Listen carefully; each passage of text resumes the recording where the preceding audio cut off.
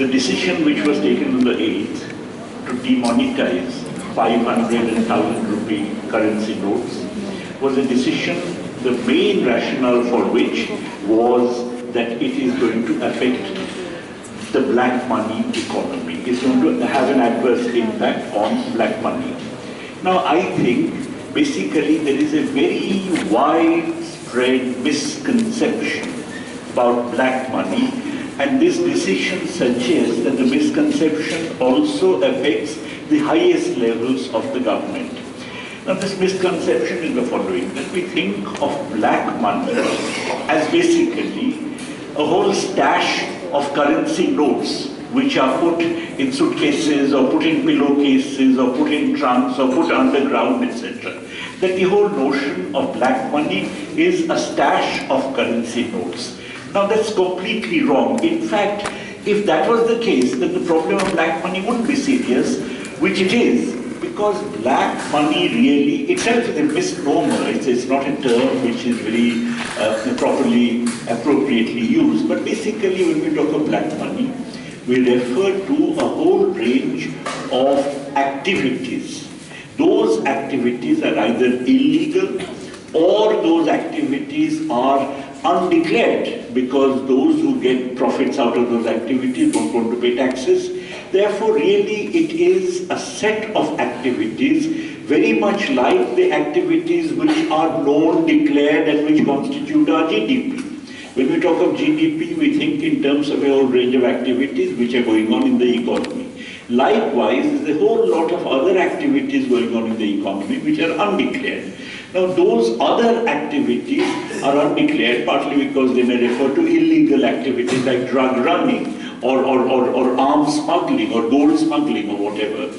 They may be undeclared because of the fact, as I said, to avoid taxes. They may be undeclared, like illegal mining, because you're actually exceeding whatever you're supposed to mine. So, for a variety of reasons, there are a whole lot of activities that are undeclared. And those activities really constitute the black activities. So when we think of black money, it is not a stock. It is not a stock. It's actually a flow. There is a continuous set of generation of activities, continuous set of activities that are generating incomes, that are employing people, but on the other hand, that employment and that income is undeclared, is as it were, recorded in our official statistics or in government's reckoning.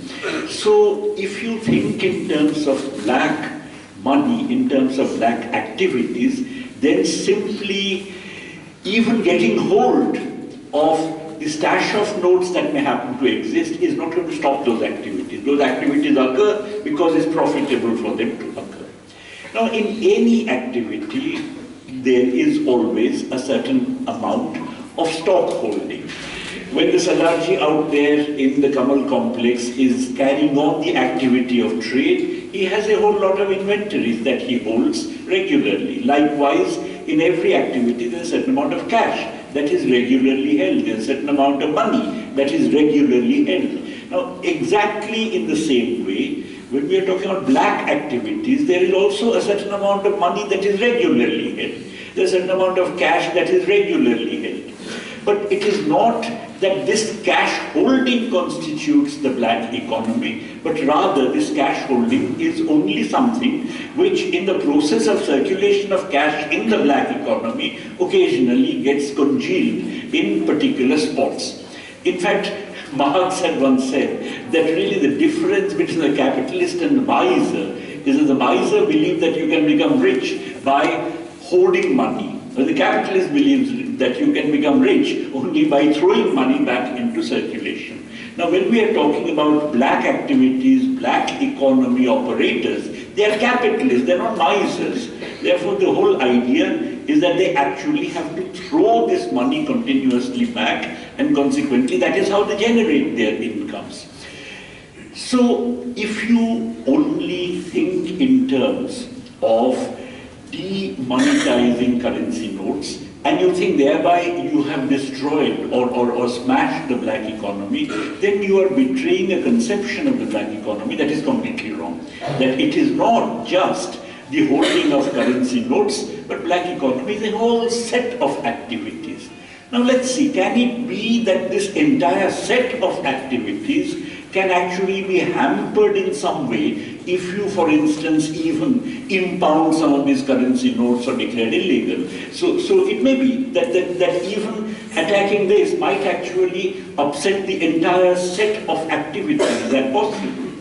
Well, let's just look at some figures. Firstly, of course, in a capitalist economy, if it is the case that suddenly you find that some currency notes have become demonetized, but obviously it's not as if you can't exchange them, but you can exchange them only under certain conditions, with certain restrictions. Then you'd find that a whole lot of fellows would come up who would then say, okay, give me your $1,000 note, I'll give you $700 and I'll get it exchanged. In other words, in fact, that is what Schumpeter had called the innovation in the capitalist economy, namely that actually you have a proliferation of black activity that occurs because of this attack on black money. And that's already something that you can read in newspapers and so on, that these days I'm told the rate going is 700 rupees for changing a 1,000 rupee note. So far from it actually attacking the black economy, it actually would give rise to a proliferation of the black economy. But suppose, let us say, there is nonetheless some loss on the part of the existing operators of the black economy, then this loss on their part, the loss of 300 when you are actually giving a 1,000 rupee note and getting 700, really accrues to some other black operator. It is not something which is really making any difference to the size of the black economy, but it accrues to some other black operator. But let us say, nonetheless, let us say a part of this black money, this stock of cash actually gets destroyed. Let's just look at some possible figures. Now, a lot of people say that about a quarter of the Indian economy is actually the black economy. That would make the size of the black economy about 30 lakh crores or 35, let's say 30 lakh crores. It is amazing that the government to this day does not actually have any idea how much of even this cash holding in the black economy amounts to. I said that the black economy does not consist only of cash holding. Nonetheless, there is some cash holding. The government still has no idea how much this actually amounts to. The figure which generally is floating around is about 3.5 lakh crores.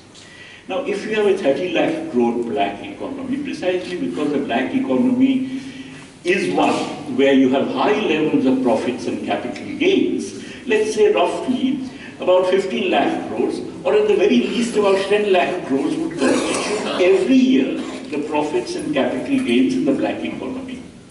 Out of the 3.5 lakh crores, some would of course be converted into all kinds of into new legal tender, but maximum, let's say about a third is something that is lost to the black operators.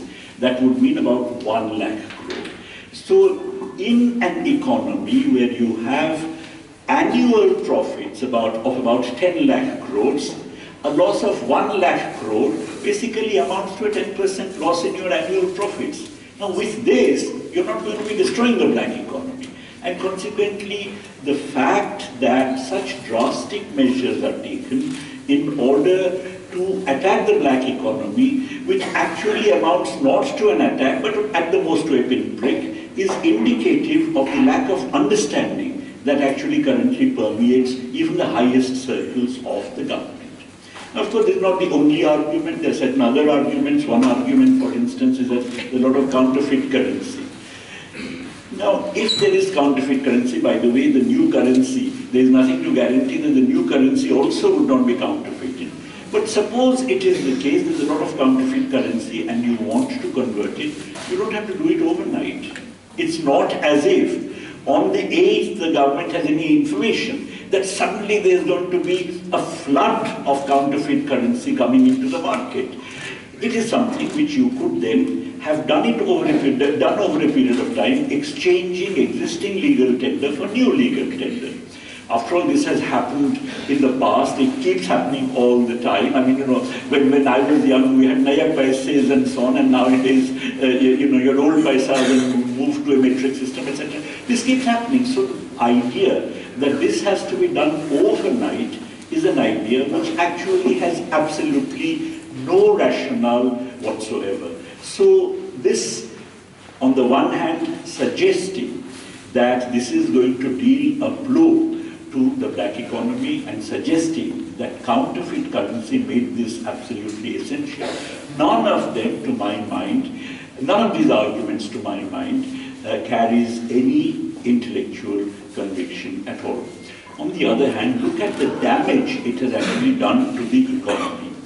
Because the 500,000 rupee notes, as you know, amounts now to about 85% of the currency with the public. At one stroke, you have actually impounded 85% of the currency that is with the public. It actually, if you take the currency deposit ratio that exists in the economy, it amounts to 12% of the total money supply. So you have, at one stroke, destroyed 12% of the money supply of the economy and 85% of the currency. Now this amounts to taking away the purchasing power from the hands of the people, which amounts to as much as 85% of the currency in circulation. Taking away this purchasing power immediately implies that it precipitates a recession in the economy, because that vegetable seller who's giving me credit, for instance, on the basis of which I buy my vegetables and have been surviving, that vegetable seller himself has to get credit in order to give me credit. Now that will dry up in a couple of days' time, and if it dries up, in that case he is out of his business.